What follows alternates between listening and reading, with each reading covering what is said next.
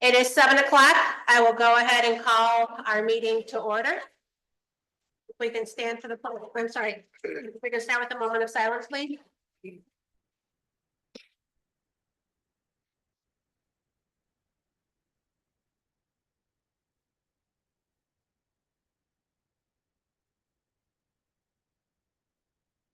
If we can stand for the Pledge of Allegiance.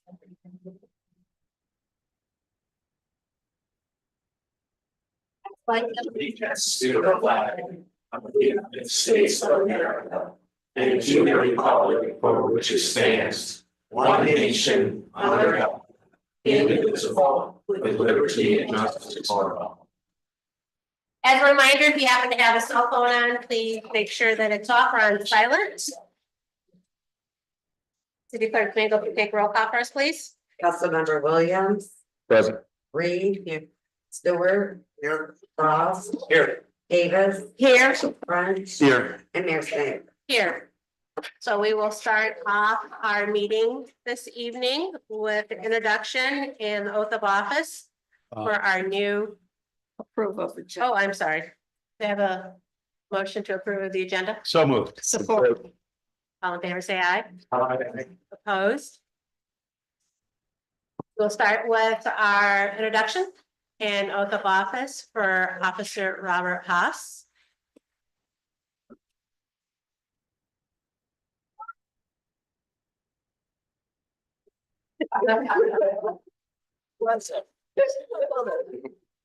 Good evening. Typically, we do this a lot sooner. Well, we ran into the holiday season after Robert Haas graduated on December 18th. So I wanted to formally introduce him. Robert is from Albion, graduated from Albion High School, and then went on to graduate from Albion College. Really trying to do our best to hire officers that are from the community or as close as we can get them. I've known Robert a while. I had no idea he had an interest in becoming a police officer, and then all of a sudden his application was in and he didn't even bring it to my attention. He just didn't mention it to me, nothing, just put it in. But that's who Robert is. He's not looking for any advantage. He wants to earn everything that comes his way, and we appreciate his hard work and his dedication to the city, and can't wait to see what comes. Just want to congratulate Robert and give him his oath of office. He has done it, like I said, but wanted to formally introduce him to everybody. Appreciate it.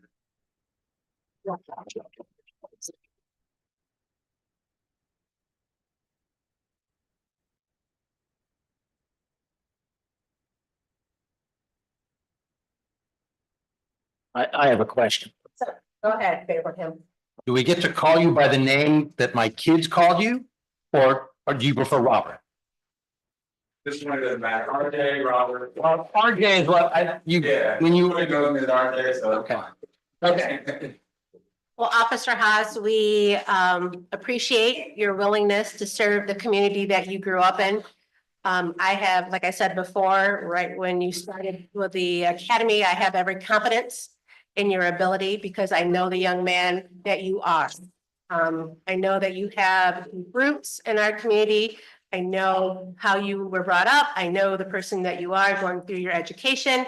So I am so excited to see what the future holds for you in ADPS because I know through our current chief what it means to grow up in the community that you serve. So RJ, I'm going to call you RJ because that's how I know you. And it's very difficult for me to call you Robin. RJ, I appreciate you and I am so thankful that you want to serve your community. Thank you very much. Yes, and I would like to say as high school counselor, congratulations and welcome to Albion and to the police force, public safety. Yeah, best wishes to you. Definitely. Madam Mayor and members of council, as you are aware, life changes and people change and positions change. keeping in spirit of hiring local people. It is over my few months as tenure as your city manager, I've had the opportunity of working, this wonderful opportunity of working with so many wonderful people here in our organization. At this time, under the city of charter, city of Albion, I'm letting the council, our public, and our staff be aware that I am tonight making the appointment of two wonderful gentlemen who have served this city with outstanding dedication and proficiency. So at this time, I'd like to let you know that Aaron Phipps is going to be Albion's newest public safety director. He's done an outstanding job. He's done a wonderful job as interim and has just been part of this community. At the same time, Jason has decided that, and I have too, that he's found a new career and will be appointed and is being appointed the Director of Public Services for the city of Albion. Both these gentlemen have bring great knowledge and aptitude and dedication. And that being said, they officially now are appointed as Public Safety Director and Director of Public Services. The one other thing I want to just let everybody know, other people that need to be recognized are the families of all of our officers and our staff and the wives. And want to thank you for sharing your spouses with us. We know that in the middle of dinner, when the phone rings, they have to leave, or in the middle of the night, it's just a sacrifice that every family makes. And it's part of public service. That being said, we want to commend you as part of your love of sharing your spouse with the citizens of the city of Albion. Thank you so much, and we appreciate that. They have to be recognized too, because it's an important part of serving the public. So, and again, to our officers, thank you so much for your service. We appreciate it, and we know that you're going to be well served with our new chief. Thank you. That's all.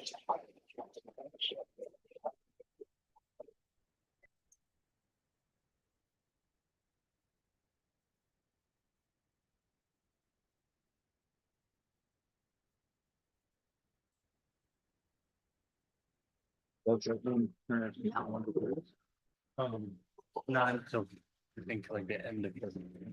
But yeah, people here. Once you take. Weird. So it'll stop being. So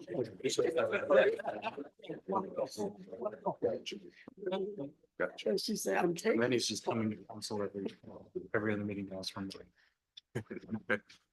So thank you all for being here for the presentations. I know you've taken time out of your day, and we totally understand if you have other things to get to. Chief Phipps?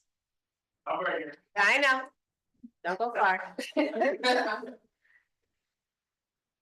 All right, public comment. If there's anybody in the gallery that would like to stand and address council in regards to an agenda item, you may do so at this time.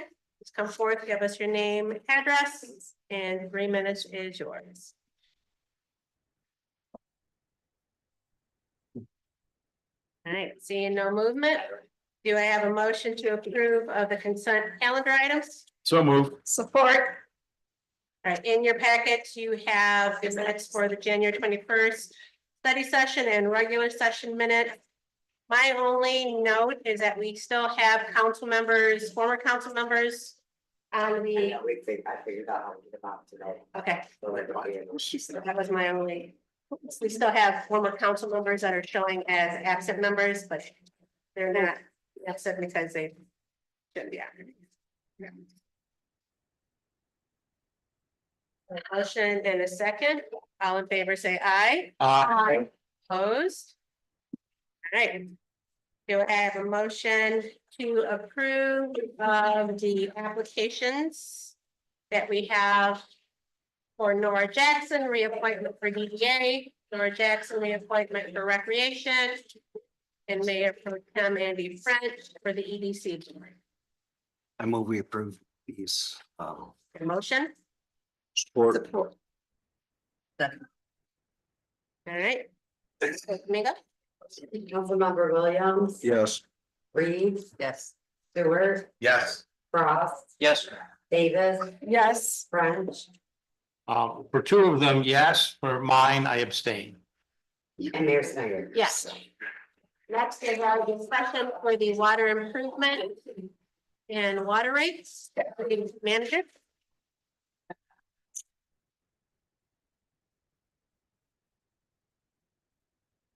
This is a very important issue and I thought I'd take the podium. I want to pass out permit information on.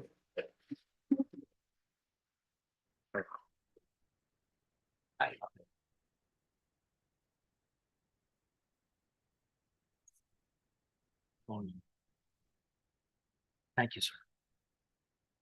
You? So.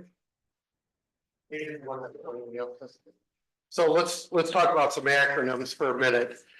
You'll see at the top of this document, it says DWSRM.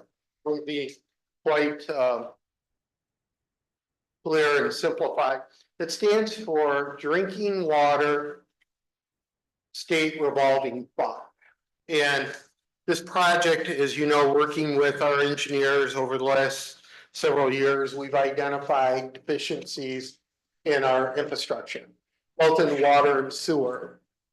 And as such, the Reitman Group has designed a project and has already bid it out. And the reason why we bid things out prior to finalizing bond is so that we have a specific number. This way, we're not over borrowing money and we're not under borrowing money. Now, we know that we'll have change orders, but it's important to know that we'd like to be as specific as we can. What is at stake here is that we've put together a bid package of about $24 million. And what's at stake here is that we will be, the total project, total borrowing on this project is about $24 million. In your agenda packet, I had tried to simplify how we borrow money, how a municipality borrows money. There's general obligation bonds, there's revenue bonds, there's special assessment bonds. And even in those categories, there's different kinds of general obligation. There's voted, non-voted, there's special assessments there. And I've seen cities that have used all three of those bonds on one project. In this particular case, we're doing one borrowing and it's in the amount of a little over 24 million. And it is for this water and sewer project. So it's a revenue bond and we have to go through quite an application process. Just like you and I have to do when we go to the bank, we have to be rated. And there's a couple of different rating agencies, maybe you've heard of them, Standard & Poor's or Moody's. They rate us as to our capability payback, and our bond rating is great. I think what it was, AA minus, which is one of the best bond ratings for a municipality to have, especially our size. And why is that? We have no debt. We just have no debt. And so when we were rated, and of course, that rating dictates the interest rates. What do interest rates do? The bond rating dictates what the risk to investors are. When we issue bonds, those bonds will go out into the open market, they're bid on. And if they're safe, usually the interest rate is lower, but it's a safer investment for people.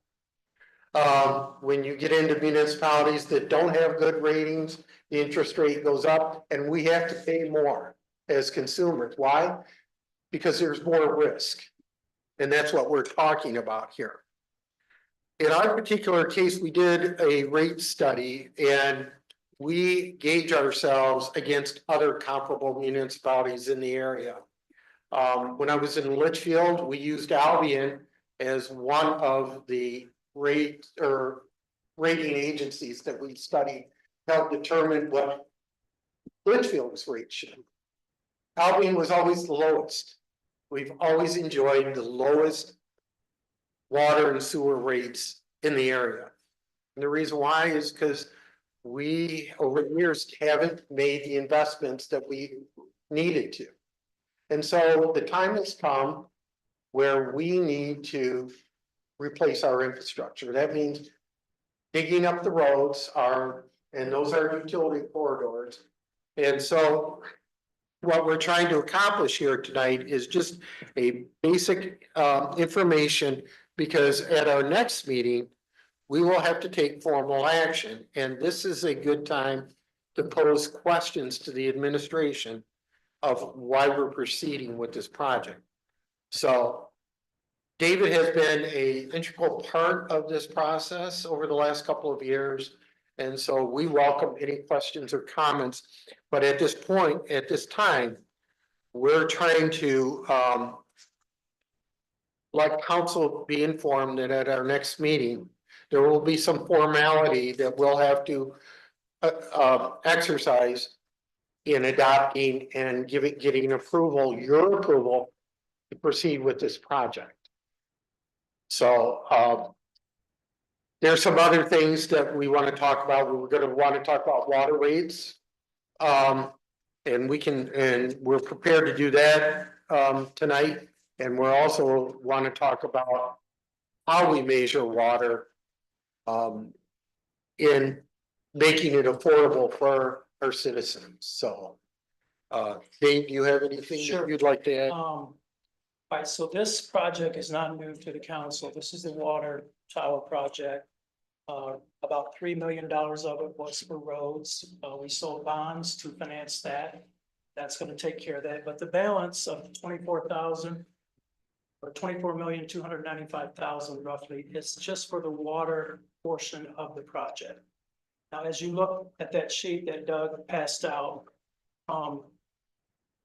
the financing that is in place is the 14,087,779. That is in place. What we're trying to do now is to replace the USDA funding portion of a little over 10 million with the sale of the new bonds, the revenue bonds that we're going to see next week or the next 2 weeks. So this is just a replacement. All we're going to do is find a different source of funding to complete the project. The bids have gone out, the contracts have been awarded. We're just looking to replace the USDA funding by selling revenue bonds. That's all we're doing. Mayor Pro Tem French. So we all know one reason for the loss of our USDA funding is because the current president has put a freeze on basically all grants. Do you suspect, or has there been an example in the past in which USDA funds have been brought to bear to cover other debt? So what I'm saying is that in 4 years, the rules at the USDA may change. Would we be able to take financing through our municipal bonds at say 3% and replace them with a USDA grant / loan at 2%? Is there any example in USDA history where that's been done? I do not know of any, so Okay, okay. I cannot speak on that. Okay. But I can pose that question to our source at the USDA and see if that's something down the road that we could look at. Right. I can't say yes or no. Yeah, because I'm thinking we're not going to get better rates than what USDA was offering. Absolutely. So I'm just trying to figure out if there's a loophole around in the future that we can save some money, because I think that's something we can look into, but again, Okay. I wouldn't have a concrete answer. yeah, no, just if anybody had seen that before, that'd be great. Thank you. Councilman Williams. Yeah, thank you, Mayor. Now, before the nearly $11 million were forgivable, So we weren't gonna have to pay a cent of that back to the USDA, right? No, Okay, that is not correct. now, this changes our capital stack. In anticipating the effect of this on our rates going forward, how adversely do you think $11 million is going to impact us? I know you mentioned also getting that money up front and being able to earn interest on it, which the interest alone should help us out a lot. So none of this USDA loan was gonna be forget. Oh, it wasn't. Okay, gotcha. If you look at the numbers on the top that make up that 14,000, Yes, 7 million of the grant, or 7 million, about half of it was through grants. right. And we also got a loan from the DWSRF of about 4,245,000. Okay, We got another grant of a little under 2 million. And see the loan forgiveness there of 369,561. okay.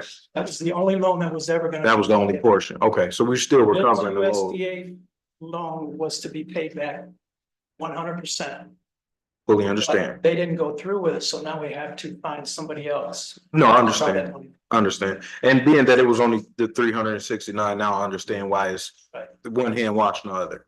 Yeah. Yeah, okay. Councilman Frost, do you have a question? Yes, thank you, Mayor. How long do we expect this project to last and how long will it take for us to get back?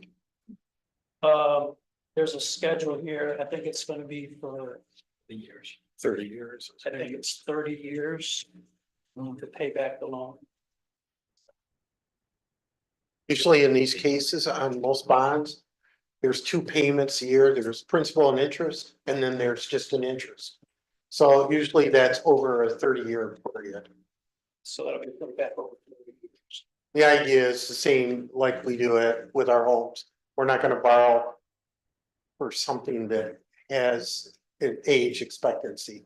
It's hoping now that the philosophy is that we're going to have depreciation and we're going to reinvest in that infrastructure in 30 years. Sure, okay. So basically, we're thinking the system will last at least 30 years. We'll have to redo it again.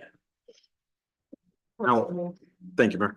The, sorry. Okay, so with us receiving the funds basically upfront after selling the bonds and the interest that we'll be able to generate off of it, what rate of interest are we looking at paying? I think this will come in between 5% and 6%. Okay. Which come in a little lower. We won't know until it's fitted out, but the fact that we have a AA- rating in the Standard & Poor's tells us. I think the last revenue bonds we sold were a little under 5%. So I'm hoping that'll come in close to that. As far as what we can earn on the money. Right now we're earning about 4.3%. So, and I don't expect that to go on forever. I think that's gonna go down eventually. Right. But we do have the ability to take the full amount of the bond sale, which is gonna be close to 11 million. And earn interest from day one, once we get the money on that full 11 million. Okay, now. Back to your point, if the market takes a uptick or interest rates go down, it negatively affects us. We have a larger gap to fill as far as from 4% to 5.5 or wherever we may have to land. The sale of that bond, we don't ever move what we owe as far as the interest rate, right? It stays consistent over the Right. course. Yeah. Okay, all right, Fixed. fixed, Yeah. yes. Okay, But the first few years on that money, earning that, you know, if we can get 4, maybe close to 4, 3.75 for the first couple of years. Then our true interest rate's gonna be maybe 1.25, which is what we usually get from the USDA. right, We've got 2 loans out there right now at 1.25% and another one at 2.25%. okay, Those are excellent rates and that is fixed for the life of the loan. okay. Councilman Stewart?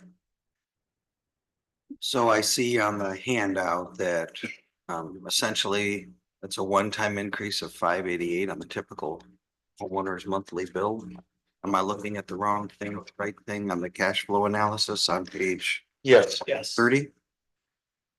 And so similar on a duration perspective, is that something that we expect to go the duration? no, Or will that sometimes secede or recede or whatever you want to call So- it? Never recede. let me just kind of get into that a little bit. Usually rates move with inflation or should. In our particular case, we haven't done anything. So right now it shows it at $5.88 as just an example. However, we know that down the road, we're gonna have to make improvements to other parts of the water, other parts of the sewer. And so what ends up happening is that, again, revenue bond, we collect off of usage of sales of water. We use an antiquated formula of cubic feet, where most municipalities should use a gallon. A cubic foot contains 7.48 gallons per cubic foot.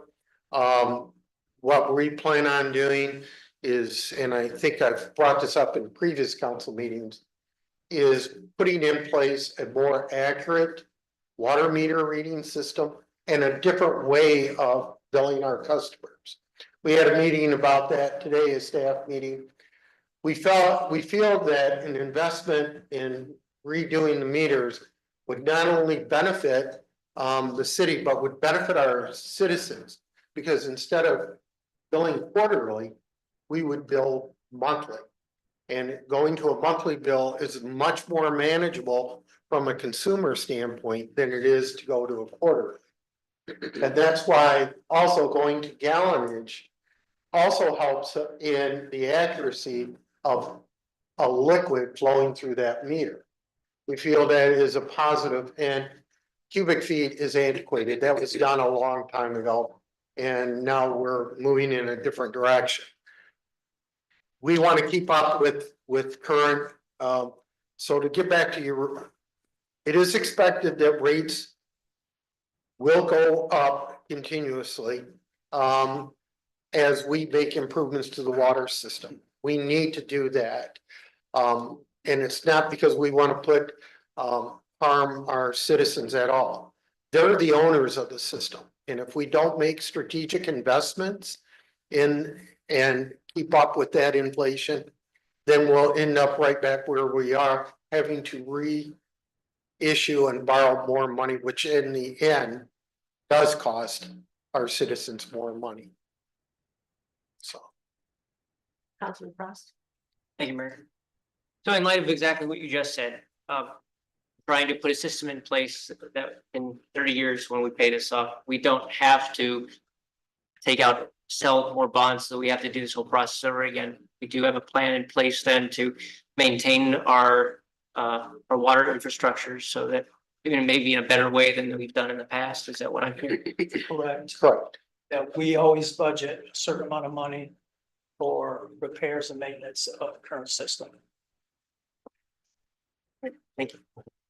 And actually, on the sewer side of it, we do have 3 USDA bonds. They require us to put money aside in 3 different accounts to make sure the principal and interest is going to be paid on time, and to make sure that the capital improvements that are needed down the road are going to be handled. So that's something we constantly have to do as a requirement of having the USDA loan.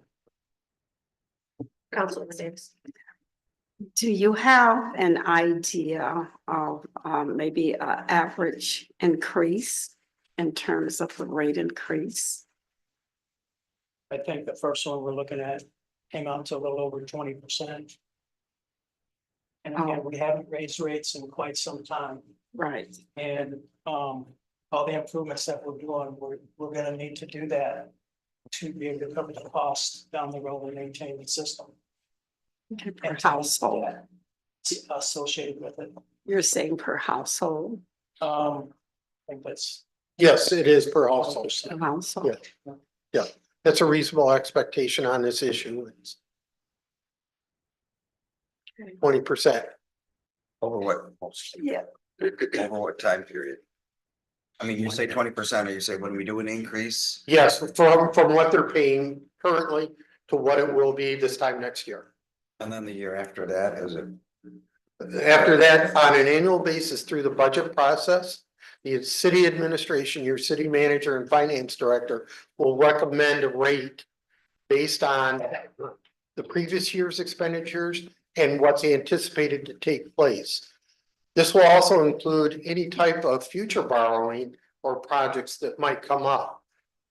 We do know that we have to keep up with new regulations, with infrastructure, and we know that the rates will continue to go up. I don't want to mislead council in any way, but this is part of owning the water system, is making sure that we have a reliable system that our citizens can always use, that's safe. So. Do we have an idea of how Albion's with the new rates, how that will compare with other towns and cities around us? We'll probably still be a little bit below.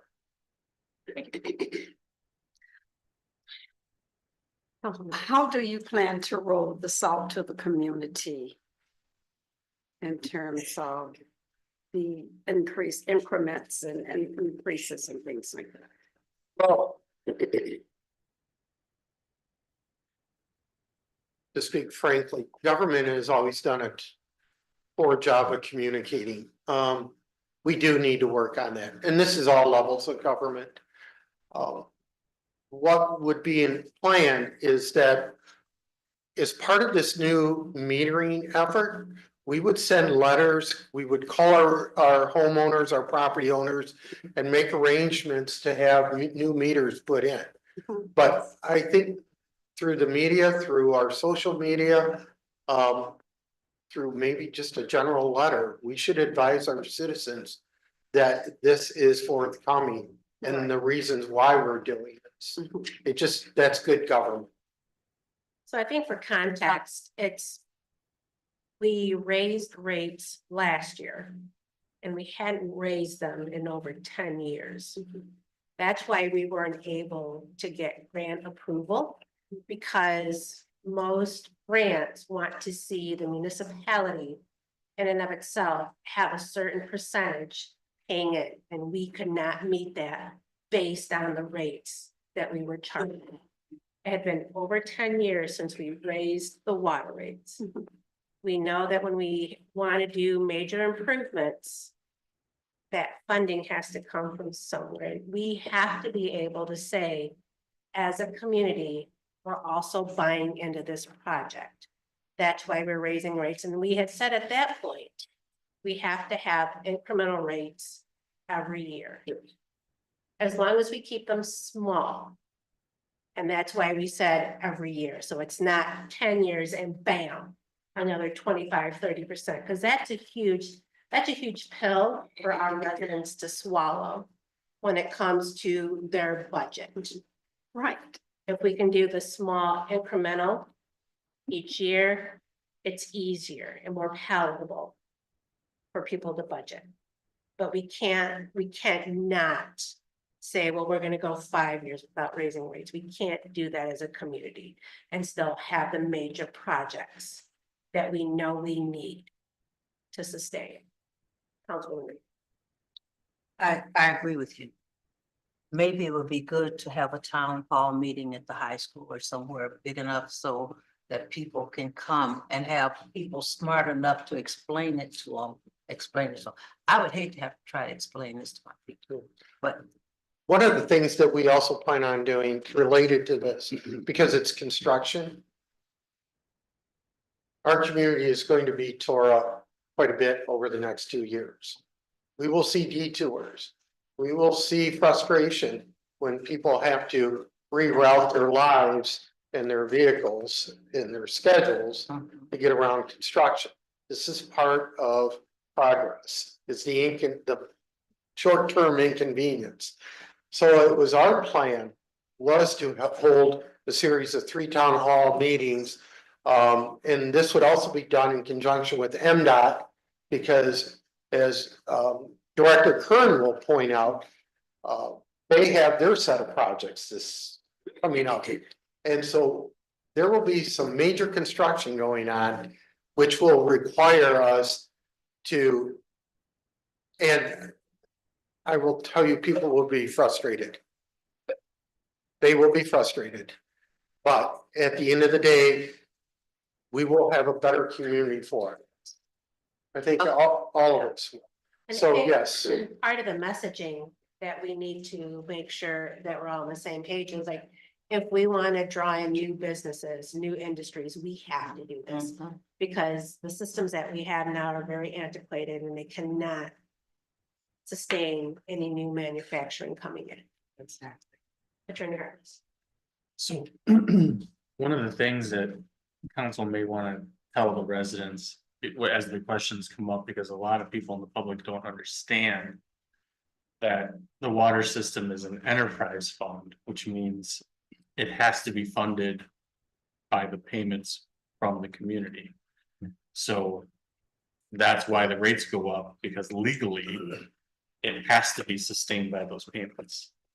And so, like the mayor said, there was a big shock when rates weren't raised in 10 years, but you know, every community has little step increases every year. Albion's now in line with that, but they're in line with it because they have to, because it has to be a self-sustaining fund, and it hasn't been for a very long time. And we are sensitive to our seniors, we're sensitive to young families, to maybe the unemployed. We have to be sensitive to that. This should be a challenge for our next city manager to become well heard in Albion and its needs. And we would not only hope that, but expect that. One other, I know that EDC has possible funding, you know, for people who may not have sufficient funds for water and, you know, and heating and things like that. Do you anticipate possible supplemental funding from someplace? My experience is that, again, wherever their source of income is, that will be their source to do this. All we can do is to try to be responsible stewards of their money and try to keep project costs as low as we can. One of the problems that we're going to run into is once we open up the ground, is that we'll probably run into things that we're unaware of, which will require change orders. It's not unusual in an older town to find things that were put in the ground that weren't documented. That will be our biggest challenge, trying to stay within the project budget. That will be one of the most difficult challenges. The CJ will tell you, when you buy an old home, you never know what's behind the next wall or how many roofs are asphalted down. So again, it will be a challenge. And again, there will be inconvenience. There's no doubt about it. But it is the responsible thing to do rather than to, because in the long run, we will spend more money fixing water mains than it will be replacing them with new. So. Councilman Stewart. Just a thought, this, in my short 12 years here, the water has been an issue that some people are very passionate about. And I wonder if it might be smart for us to consider employing a marketing firm to help us get the message out. Why this is so important to Albion. Why the options are limited. So we don't, one of the questions that was on my mind before the meeting was I was reading through this is, would there be an alternative way of funding this that wouldn't require, but I understand that it needs to be funded by our residents and our businesses. So I'm wondering if there might be some wisdom in at least entertaining. Maybe some city did it really well. And we can find out who their marketing firm was or what they did that was so magical. Because we don't want to snow our residents. I don't mean it that way. We want to give the message, but we want the message to be clear and understood, so it gives them the best opportunity to receive it well. Just a thought. We can look into that. Yes, because I know we're going to have pushback, cause limited funding and limited resources, The so. one thing that all of us, including you, have is an obligation to serve. That's any utility. We have an obligation to serve. And to take that even a step further, we have an obligation to serve with safe drinking water. That's why we call it drinking water. Yeah. And we have to do that. That's our obligation. And we can never fail in that mission. Never, ever. And so that's why, we are following, we are also obligated by law to follow a specific formula in the way we conduct ourselves in serving that commodity. We welcome any questions or comments you might have. Dave, do you have anything further? Also. All right, we appreciate the wonderful discussion. I'm sure we'll see us on the next agenda. And I'd just like to add what we said, we understand, but we are also sensitive, in terms of what our constituents will see and hear. So I think the marketing firm, the as much information as we can get out in a timely manner is going to be helpful. I would agree with you. I just think though, that, because when I was saying town hall, so that everybody hears the same thing. Mhm. That one person, meeting, they hear one thing and one meeting, another Right. thing. You need to have everybody hearing the same. Right. Moving on. Okay, Thank you. thank you, Mayor. Do I have a motion to approve of our attorney's retainer agreement? So moved. Support. Attorney Harris? So. I've already sent the clerk an updated version of the corrected date on the top there. But The Williams amendment? right, Williams and as we discussed during the work session, this contract moves the existing contract from 105 to 10. And it takes effect March 1st, because obviously we're already in February. Happy to answer any questions.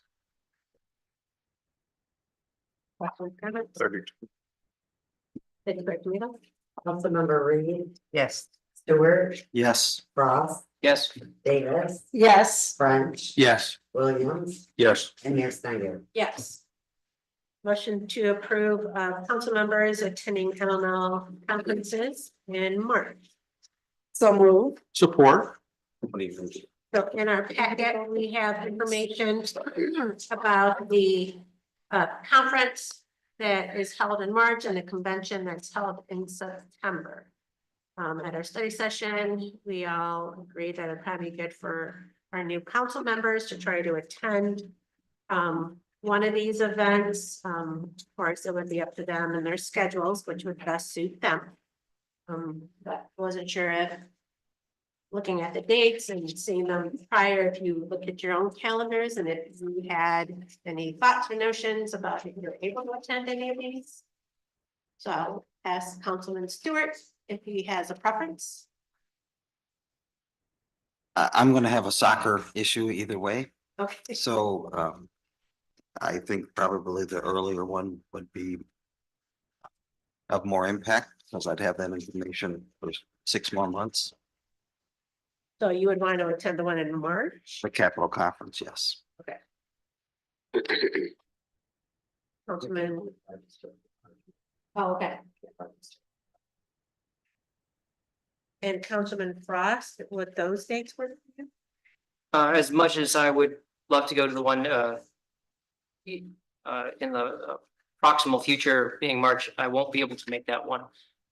So I'll have to put September aside on my calendar. Okay. Are there any other council members that would like to attend the March conference? Councilman Reed and Councilman Williams?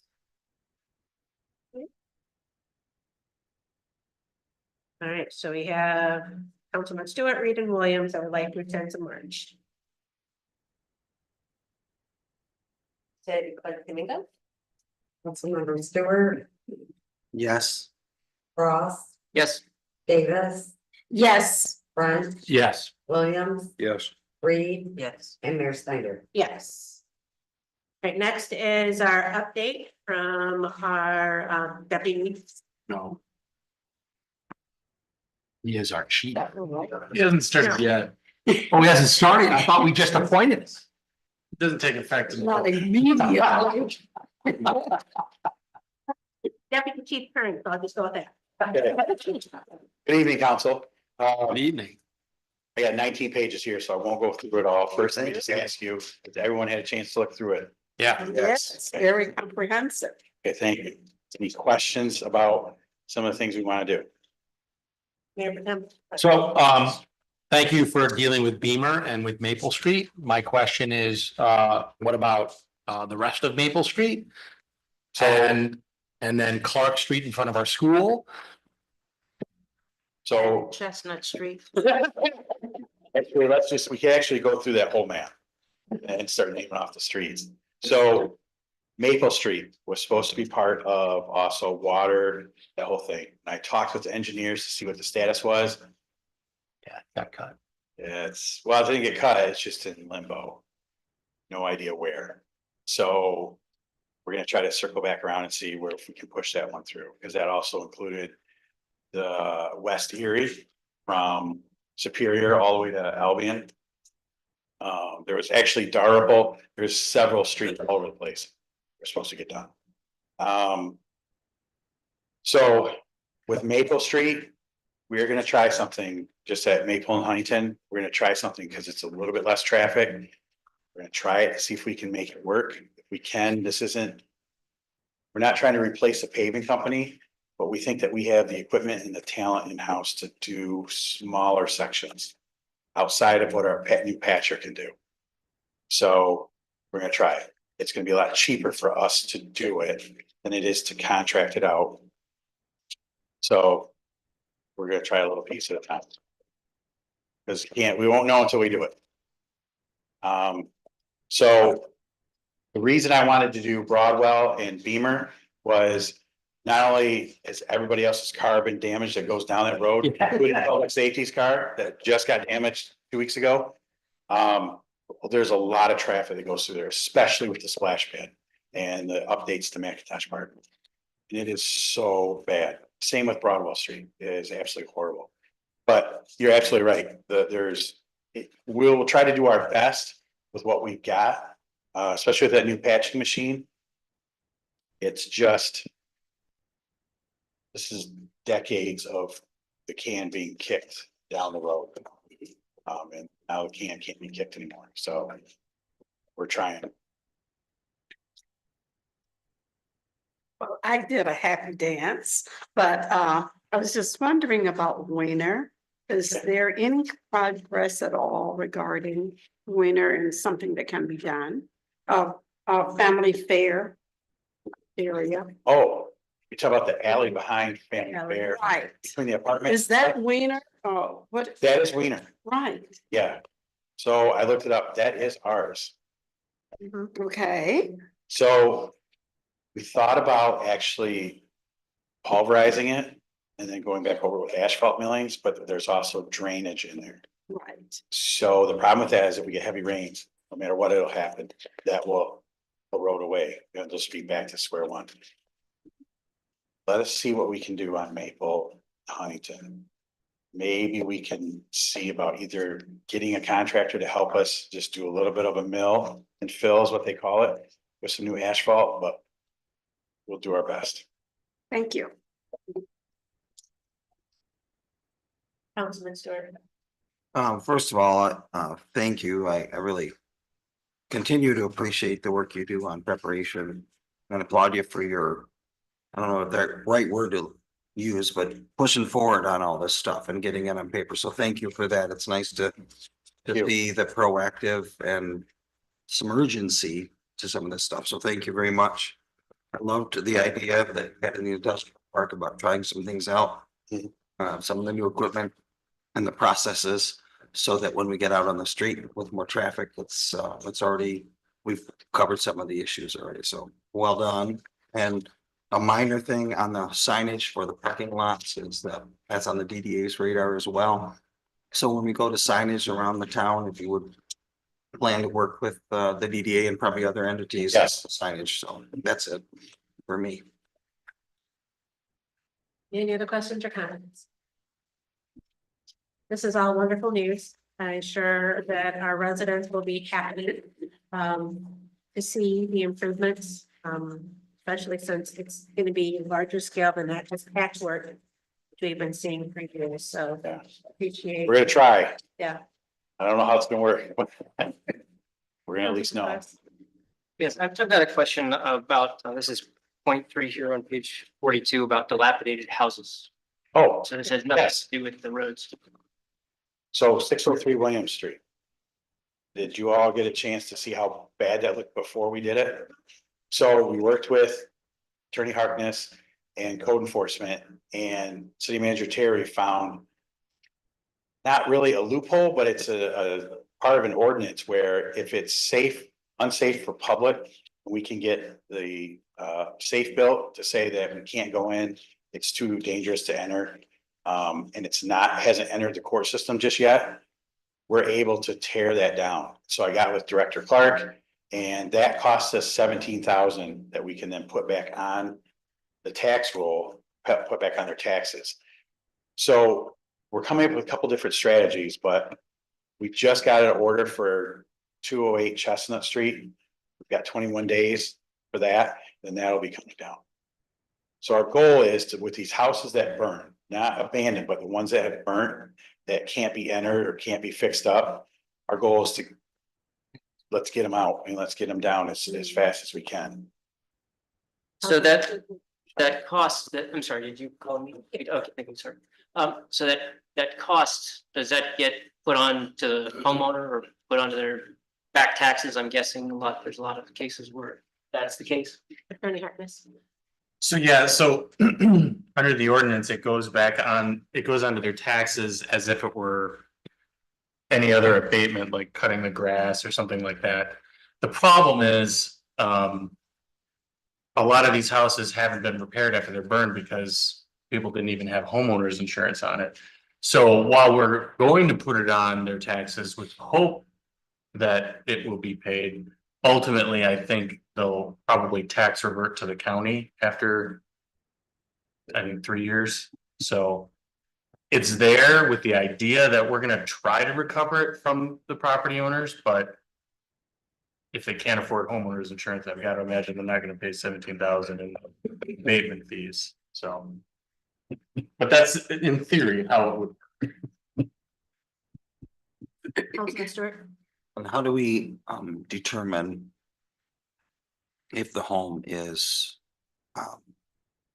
not recoverable? What are we using to make that determination? Some of us are sensitive to losing any housing stock and not given somehow an opportunity for people to take those from foundation and frame to a house. So one of the ways is, one, if they don't have homeowners insurance, they can't afford to get it demolished or fixed up, we're ultimately stuck with it. And then the other part too is we'll have the building inspector come through and he'll deem it as unsafe or that needs to be torn down rather than try to be rebuilt.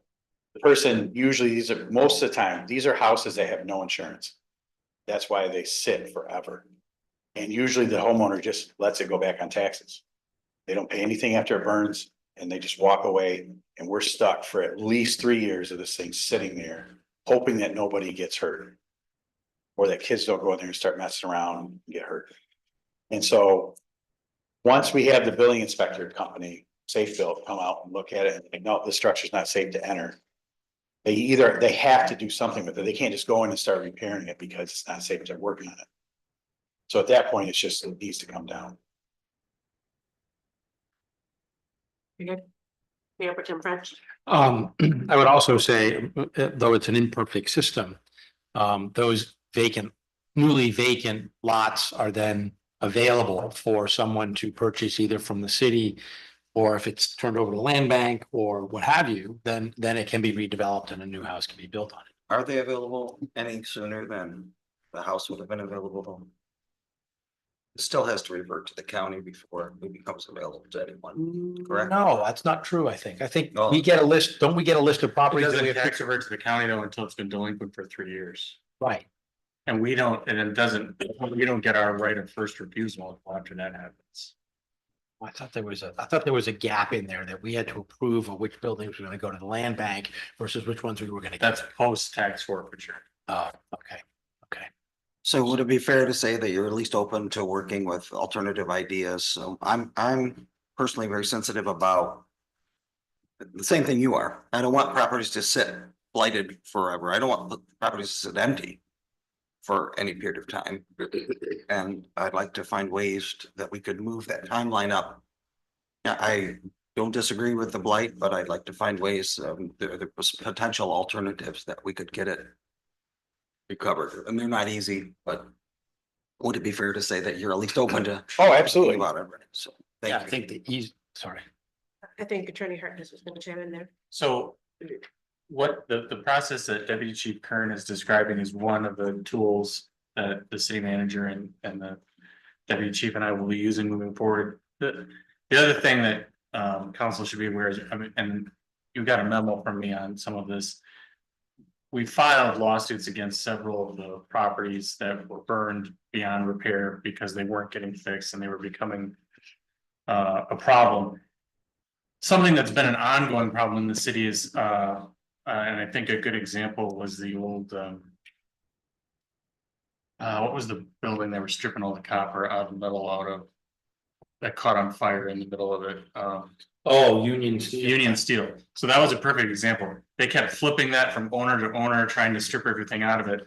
One of the burned out properties, right as we were filing, they were trying to offload it to another company to try to make money off of the sale of the property, and we put the kibosh on that right away, which, you know, required a lawsuit, and we had to file what's called a lis pendens simultaneously, which precludes them from transferring the property. So I think we're doing a good job at going after them. It's just Takes time. yeah. I think part of the concern here as well is the cost of demolition. In relation to us recouping those funds. Once those lots re-enter the market, they'll re-enter at around $2,500. A far cry from the $17,000 that it costs us to tear it down. So to Jim's point, if there is an alternative means of us kind of addressing some of them, like this one was terrible, of course, and it was littering the whole neighborhood. But we may have to consider some of this because we are investing a lot more than the homeowners at that point. Attorney Hartness. So on like the handful that I can think of off the top of my head, 208 Chestnut, 211 Chestnut, 813 Berrien, There's one and Berrien. I'm thinking there's a fourth one. It's mulberries. No, it's not that, but anyway, at least I can think of those three off the top of my head. All of those, we have judgments against the owners personally. So even after the tax reversion is placed on their taxes, we can go after the individuals personally, and those judgments are renewable. I mean, they're technically 10-year judgments, but they're renewable into perpetuity. So I mean, those, once we go through the court system, we do have at least a little bit more leverage to collect on those. Gotcha. Because with a civil suit, we can do wage garnishments, tax garnishments, bank garnishments, we can seize personal property. Not that I like to do that, but we can do that. One of the things that I'm interested in learning is what kind of mechanisms do we have access to help kind of, as houses or the buildings are vacant, let's say the owners pass away or someone moves away, they don't care about it, and they just leave it.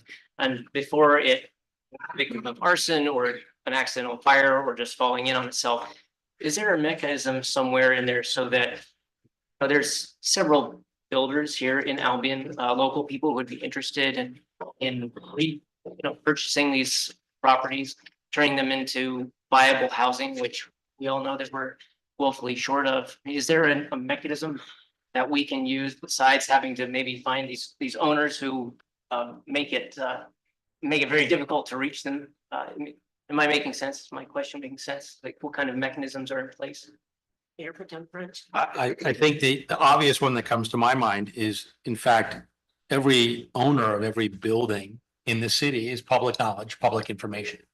And so if there's a property that someone is interested in, you can access that person's contact information. You as a private citizen can contact them and say, hey, I notice this property is empty, abandoned. I'm interested in buying it. And you can enter into that private citizen to citizen engagement without involving anybody in the city. And the question is whether you're able to contact them, because they certainly don't want to talk to us, because we typically as a city are coming with a hammer. Sure. What you're offering is a carrot. And saying, hey, here's a way out of this awkward situation that as it goes down, gets worse for you, the owner.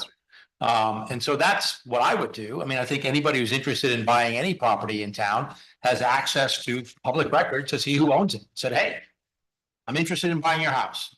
You know, it may not be on the market, but if someone came to my house and said, I'm willing to offer this much money for my house, I would give it serious consideration. It depends on the price, right? So that's just a matter of how real estate works, right? City manager. Madam Mayor and members of council, there's a lot of detailed information concerning this subject matter. It'd be my recommendation that the administration bring back a procedure for us to follow in these particular cases. A lot of times it's subjective. I think what we want to do is have something perhaps a little bit more specific, where we have a checkbox. Does it meet this criteria? Then in other words, a flow chart to indicate the procedures we take in dealing with these properties. That would be my recommendation. Any other questions or comments? Thank you. Thank you for the information in our packet. It was a good read. Yeah. Yes. All right, next is our discussion on ordinance 2016-01 for the sale of obsolete property. Attorney Harkness. Wow, Jason managed to make this meeting all about him. This came to me at the request of Deputy Chief Kern and the city manager. It's my understanding they can certainly weigh in here that they'd like to change. This ordinance was adopted by the 2016 council, basically that the obsolete property had to be offered for sale to the city employees first, and then it was put out for bid. To my understanding, Deputy Chief and the city manager want to change the procedures to be just basically an auction of the property. I'll certainly let them weigh in on this, but it's obviously a faster process. We would go about it by making another ordinance that would amend the existing ordinance, but wanted to bring it to you for discussion before making any changes. Yes, Madam Mayor and members of council, this ordinance specifically allows for when we have surplus property that we are getting ready to dispose of, that we first have to allow city employees to bid on it first. What we're recommending is that we could see a better return on the surplus property by opening up first time to anybody in the public. So what we're suggesting is that we amend the current ordinance to reflect that we allow property to be sold out on the open market. So that's simple. I welcome any questions. Comments? This was also brought up by actually the union that represents everybody. Their attorney said we need to get rid of this because it's really bad. Ann Arbor dumped this years ago because of the same issue. So I'll give you a case in point. We got a backhoe from the military, free, at 100 hours on. Nice case backhoe. So what happened was, it was sold to the employees first of, hey, go ahead, just put in this much money for it. And then that person turned around and got it for a fraction of what it would have been sold for. That would have been gone, that money would have gone back into the equipment pool. And it would have been sold at fair market value. This has happened numerous times. It's not a good way of doing business. It's just inviting, it's too tempting. There's a lot of money that the city has invested in assets. While it's nice to be able for employees to get it first, the problem is just invites issues. It's easier just to send everything to public auction and then the public bids on it. If the employee wants to bid on it, they can bid on it with everybody else. We get more money for the stuff that we're trying to sell. Right now, I have probably at least 60 some items.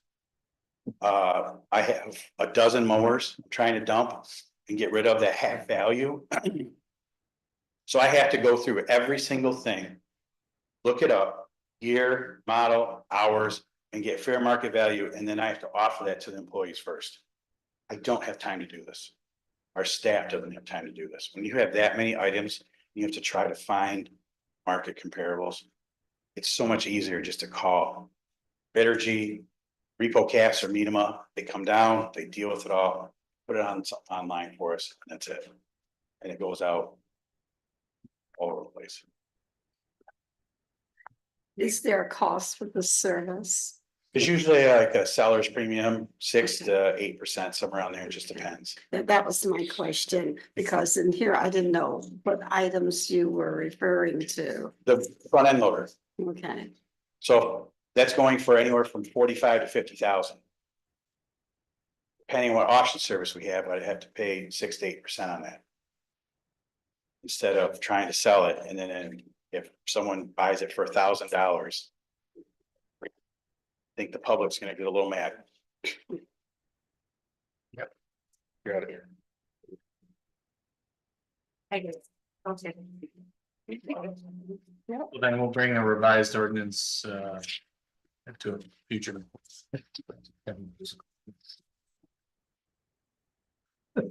Right, future agenda items, anything that council would like to see on an upcoming agenda? One thing, now kind of talking about the new equipment, and I'm sure it's not too early to start thinking about leaf pickup, but that's gonna be a service that we're gonna look at the fall. You know, fall will be here sooner than we think, so if we have a plan, maybe start kind of keeping that on the agenda so that we know. You already bought us some. Oh, okay. Just wait to take a look. All right. That was my only thought for an upcoming agenda. Anything from any other council members? So, city manager, I'm gonna have you hold because we have public comment. Yes. If there's anybody in the gallery that would like to stand and address council, you may do so at this time. Just give us your name, address, and 3 minutes is yours. Everybody first. Hi, I'm Steve Frisbee, state representative here in the 44th district. Congratulations on the new faces and to both all the returning faces as well. It's good to be working with you. The last couple of weeks, I met with the mayor and city manager, and we talked about priorities and opportunities to work together at the state and city level and what we can do to make Albion and the district better and the state better. One of the things we talked about is the Republican plan that will flesh out in the budget process of driveway to highway, and that's repairing roads. And as you struggle with your road list, as I did as a county commissioner, with limited funds, you can only do so much. And Act 51 has really put the hamstring on being able to effectively maintain roads, especially if you happened to skip any time period of which the county did for about 25 years. So our goal would be to fix those roads from the driveway, the end of your driveway to the highway. I'll give the governor credit. She's fixed many of the highways or put most of the efforts toward the highway. The problem with that is, as you struggled tonight, how do we fix those roads from our driveway to the highway? So we want to probably act outside of the Act 51 funding process to take MDOT out of the equation in this particular solution, so that we put money into the hands of Act 51 recipients with plans to repair and maintain those roads. So more to come on that. Good news is I'll be part of the Transportation and Infrastructure Committee. So I'll have maybe a say in how we set policy to do that. People respect that I'm probably the only of the 110 in the House that served as a de facto road commissioner, as a county commissioner when we eliminated our road commission. So I look forward to bringing that experience and what we've been able to accomplish and acknowledge the shortfalls of what Act 51 has kept us from doing in the past. The other committees that I'll be on, all significant committees that I hope will impact the 44th district, including City of Albion. I'll be the vice chair of finance. I'll be on the health policy committee, and I'll be on the energy committee along with the transportation and infrastructure. So all pretty top-notch committees and leadership on one. So I look forward to bringing my experiences in life and elected office to help the residents of Albion in the 44th district. And I'll always look forward to working with you to accomplish that. So any questions for me? Right, I'll finish with, we passed out of the House 4001 and 4002, which affects you as an employer. 001 is the minimum wage. Tip doesn't affect you, but certainly the minimum wage may. And 02 is the earned sick time, and that definitely will affect you. We passed it out of the House so far. The Senate has not taken it up.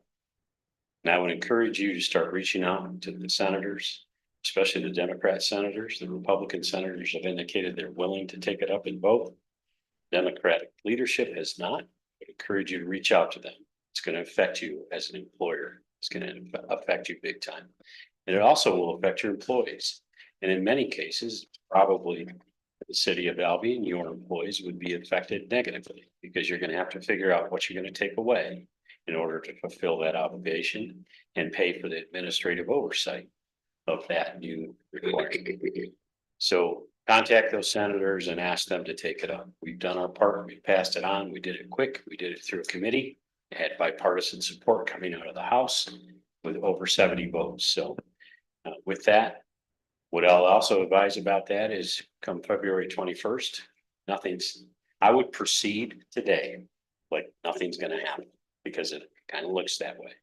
So proceed as February 21st deadline for those two laws to take effect will happen. So I appreciate any support you can do in helping push that and usher it through the Senate and to the governor, who's indicated she probably would sign. So, thanks. Thank you. Thank you. Any questions for? I have a question. Are you planning to schedule meetings in the Albion area? Yep, already have one scheduled for the 14th. Sterling Books and Brew. Okay. Did I get the name right? That's the name of our store. Yes. We're going to be having meetings throughout the district. So typically the former had them in one or two places throughout, and we're going to have them everywhere throughout the district to give people the opportunity to travel very little to get to us. So that's the goal. We'll probably have a couple a month. You'll probably see 3 or 4 over the next year within the city of Albion. And we'll publicize those. I'm hoping the city can publicize them as well. Great. Thank you. Thank you. Thank you. Have a great night. So. Any other public comment? My name is Mark Clausen. I live at 1101 Grove Street. My problem is that the city assessor has changed the name of my business. It's called I'm Tired. Not I'm Tired Auto. On the 20th of December, I got a bill for taxes to I'm Tired Auto. I came down, asked the city assessor about this. He said, pay him or I'll put you in jail. So, not wanting to go to jail, I paid them. After that, I talked to my lawyer, and seeing as how the name isn't right, I didn't have to pay them. The right address, wrong name. I don't think anybody wants to pay somebody else's taxes, right?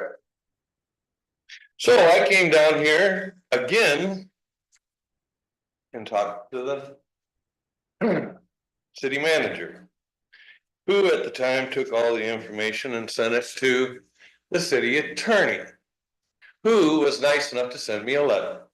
Oh, wait a minute, to I'm Tired Auto. I will not respond to I'm Tired Auto. And I want my $387 back. And then you can send me a bill to I'm Tired, so I can claim it on my taxes. Fair enough? Thank you.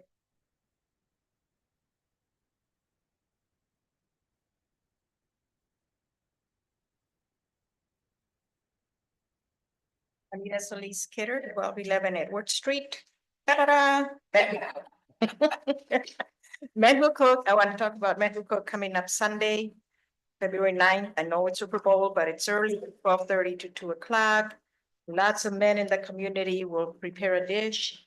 The community is invited to come and make a $10 donation and get your fill, more than your fill of lunch.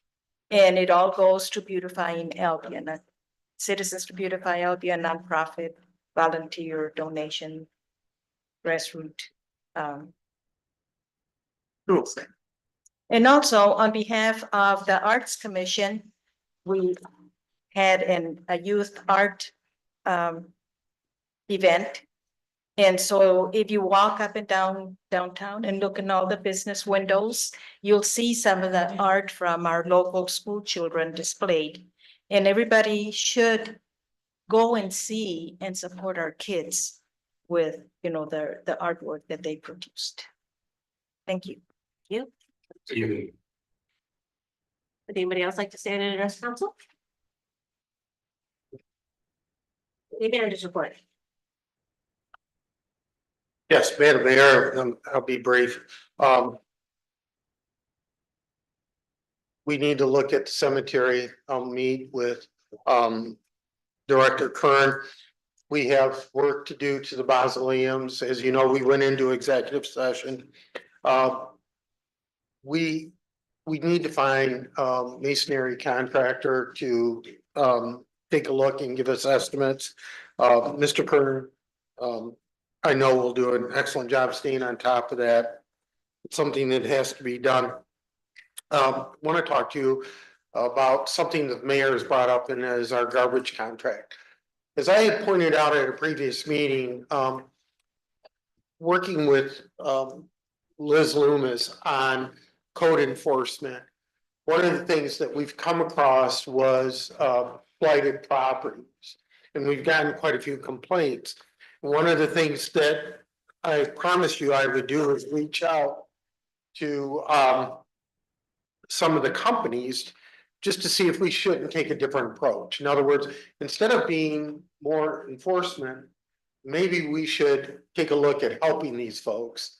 I also had Al Smith from the American Legion, who had also volunteered to help with some of these properties as well.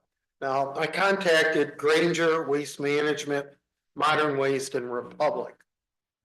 And so far, we had only received one quote, and that was from Granger, and that was in the amount of about $55,000. The reason why I'm bringing this to you is in the past, whenever we've done bulk pickup we've had the citizens go down to the park and we've had a couple dumpsters there. I don't think that that's very effective. So the question I have is, under your direction, would you like to see me reach out to Granger as far as initiating a one-time bulk pickup? Now, there's good and bad about it. The good is that we give an opportunity for residents to bring their solid waste out to the curb. We'll pick it up and it's gone. Bad side of it is that's a volunteer type situation and there's nothing to compel a property owner to do that. We can take all the enforcement action, we can beg and plead with them. Please bring your blight to the curb, we'll take care of it. I'm looking for direction here. It's hard to tell somebody that their property is blighted to begin with, because some of that material is considered salvageable or their possession or their property, and it's to them, it's not blight. To their neighbors, it might be. So it's a very subjective type of judgment call on our part. Now, the ordinance does a pretty good job of describing what blight is. But I can tell you firsthand, in meeting with residents, a lot of them wouldn't consider that. So we're making this gesture of offering to help them. Instead of taking code enforcement action, we're offering, we'll come by and pick it up. And I want to know what your thoughts are. Another council member and I are taking a tour tomorrow morning of the city, and we're going to be looking at some of this. Springtime is a good time to do this, and we need to get moving on it. So by the next council meeting, I will have a recommendation, and because $55,000 is a lot of money, and I want to be successful in this pursuit. So As I see it, talking about my own precinct, I think you've got three different kinds of blight issues. You've got vacant homes that have blight around them where there's nobody there to take any action on it at all. You've got homeowners that either through age or infirmary or inability are unable to take care of their own garbage or other things. And I think those are the people that this program of having some kind of a dumpster are going to benefit the most. And then you've got those, like you just mentioned, we see it as blight, but they don't. And they're never going to see it as blight, even if you drag a dumpster in front of their home. Those are going to be real challenges, I think. I think those are the people that you're going to have to say, this is the ordinance. If you want to live in the city, then you have to obey city rules.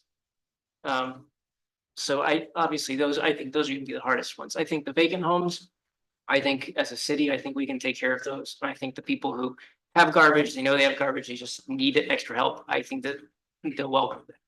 But that's, at least in my precinct, I see those as being the three major, I guess, people who this program is going to have to be tailored to. Mayor Pro Tem French. So anybody who lived in Albion before we contracted with Granger knows that we have a long and standing history of a spring pickup. I think that a reintroduction of the spring pickup for this year, you're going to get a lot of participation. I think Councilman Frost spoke eloquently and perfectly about the kinds of folks who live in Albion, what they think about. I think about the literally almost 1,300 students at Albion College who in the past would help citizens of poverty or of lack of physical fitness or elderly, help them manage to get whatever they needed out onto the curb. The college has done an effective job of providing that manpower, volunteer manpower. I can think of the football team and the basketball team in years past, sort of going door to door in neighborhoods saying, Is there anything you need help getting out onto the curb? And so I think that I would encourage you to continue on this path. I'm curious to see if any of the other garbage haulers would be able to offer a better price for us than just the one. I'd love to be able to put it out on bid. I know that if we're gonna do that. And then the final thing I want to say is it cannot be on Albion College's commencement day. It just cannot be. That's the reason why they stopped it, because it sent a bad message to visitors coming to see their children graduate from Albion College, to see the easements strewn with waste. And so that's the only caveat that I would put. Councilman Stewart. So another idea, I like the idea of doing something like this, and I don't like the idea of spending the money either. And could we consider, especially since you think it might be a big success the first time around, to take that spot between, getting it out of their house and getting it into a dumpster and also driving community engagement that way. So in other words, I've got 2 trailers and we've got volunteers. Could we potentially do this as a town ourselves? I mean, if I'm especially thinking because it has a chance of success when it comes back, that maybe it could be like a Man Who Cook, where it just becomes our annual big deal thing, and it drives a sense of community because we're all doing it together. And so it's just an idea, but I'd like at least to think it through a little bit. Maybe we can make that be a successful thing, and that would be, in my mind, very, very positive. Go ahead. I think the cost associated with doing it either way is, where does the dumpster go? No, we deal with them, excuse me, but we deal with dumpsters all the time for construction, and they are a way more cost effective way to do it. And if we had dumpsters sitting there, then No, but where does the dumpster get emptied that's to? the dumpster, the people you rent it from take care of hauling it away as part of the service fee for a dumpster. So Understood. it's- I understand that. I'm just saying that the scale of a construction project versus the scale of a city is gonna make that price be. It's per dumpster, but I do believe it'd be significantly more reasonable than having them drive the streets picking up curbside. Significantly. Sure. So it's definitely something that we can look further into after our city manager is able to get us some quotes. I like the idea, possibly doing something in April, that we can then try to get community buy-in along with volunteers from our different service organizations that we have in town. This productive event that we're able to canvass all of the precincts and their neighborhoods. Yeah, that was, I was thinking, since all of us represent precinct, initially, we can canvass our precinct to see, which areas need attention, and maybe give that information to the city manager as a starting point. I think we respond very well with the annual cleanup, because there are a lot of things, no matter who you are, there are things you really want to get rid of. So I think the cleanup part isn't going to be a problem. I would like to work in conjunction with Albion College to know when their big events are, because I remember the last time it really did not look very good. All of these visitors coming in and we're presenting our garbage. That wasn't cool. Yes. Well, the big issue is that we all know we have a lot of elderly who live in town. Who have the ability to move, like you stated, nor the transportation to get it to. Right, get it to the curb, yeah. So, these are things we'll have to work out. Maybe there's a happy medium. In terms of the worst case scenarios, maybe use. I think that's a good approach. service. Councilman Davis, Councilmember Davis, we know of a list of blighted properties. We do know that. The big problem that we have is getting past that pride. Yeah. That seems to be the toughest obstacle. that we have. You know, I can sit down with them and I have tried to talk to them reasonably. And again, what they see is their property isn't a problem, even though it meets the definition. And as far as I did reach out to Waste Management, Modern Waste and Republic, usually what was told to me is that unless they have an all-inclusive contract with us, they don't like going in other companies' territories. So now if we were going to open it up for bid, maybe that might be it. I know that in another community I recently worked at, we did, in our contract, we did 2 cleanups a year. So, I mean, curbside, big ones. So maybe that's something to consider, next contract we enter into. I think that would be a good thing. The city administration is prepared to come back with a recommendation at the next meeting, if that's. And then, another thing, as you know, the city administration made recognition of and promotion of 2 other members. As I have stated in the past, as you know, the hiring situation throughout everywhere is difficult and at best. In a lot of cases, in our case in Albion, the city, we're required to have licenses and certifications. Even our city clerk is required to have a certification, and much appreciated and worth all its weight. That being the case, we have to think, and I hate this term, outside the box, to look at how are we going to best utilize those licensed people and what are we going to do to retain them. I will let you know right up front, during my tenure here, is going to be probably my duty to put people in place and to recommend wage increases that are reflective of comparable cities. I will tell you firsthand that we're a little lopsided. And what concerns me are those licenses, those licensed operators, those licensed positions that we rely on. We have to do what we have to do to retain talent. And going forward, and my hope to the new manager that comes in is to emphasize how valuable our employees are to us.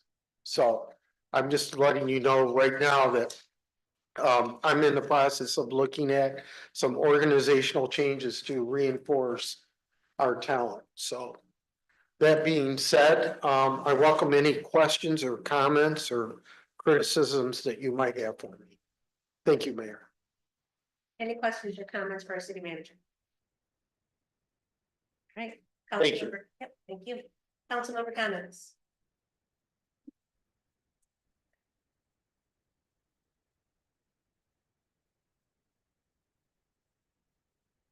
Well, this is Black, I'm gonna say this is Black History Month, so just wanted to encourage anybody and everybody to go out and support any events that may be held locally, to support students, to support organizations, and support this wonderful month that we all celebrate together.